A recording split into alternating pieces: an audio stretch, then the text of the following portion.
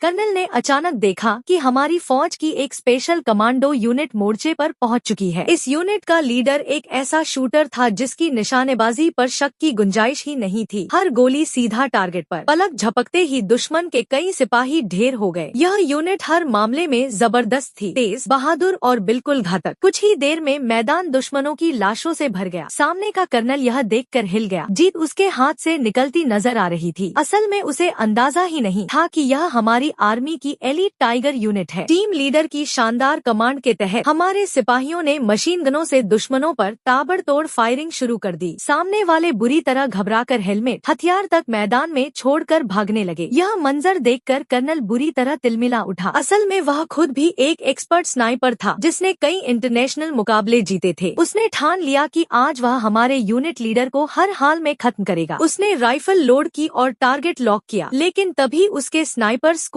की चमक team leader की नजर में आ गई। जैसे ही कर्नल ने फायर करने की कोशिश की, लीडर के एक साथी ने अपनी जान देकर उस गोली को रोक लिया। गुस्से में आकर कर्नल ने पोजीशन पर एक मोलोटोव कॉकटेल फेंका, लेकिन लीडर ने बेमिसाल निशानेबाजी दिखाते हुए उसे हवा में ही शूट कर दिया। जलता हुआ पेट्रोल उसके अपने सिपाहियों पर जा गिरा। पल भर में वे चीखते हुए जलकर खाक हो गए। अब आमने सामने थी दो सबसे खतरनाक राइफलें, दोनों की शूटिंग स्किल बराबर। हर बुलेट दूसरी ओर से बचा ली जाती। सबको मालूम था कि अब खेल सिर्फ एक डेडली हेडशॉट पर खत्म होगा। लीडर ने ट्रिगर दबाया, कर्नल बाल बाल बचा, लेकिन उसके चेहरे पर साफ डर झलक आया। इतने साल जंग के मैदान में रहने के बावजूद इतना जबरदस्त विरोधी उसने कभी नहीं देखा था। हक्का बक्का होकर आखिर उसने अपनी फौज को पीछे हटने का आदेश दिया। इस मिशन में निर्णायक मोड़ सिर्फ और सिर्फ हमारे यूनिट लीडर की बहादुरी से आया। उसी की टाइम पर एंट्री ने जंग का पूरा पासा पलट दिया।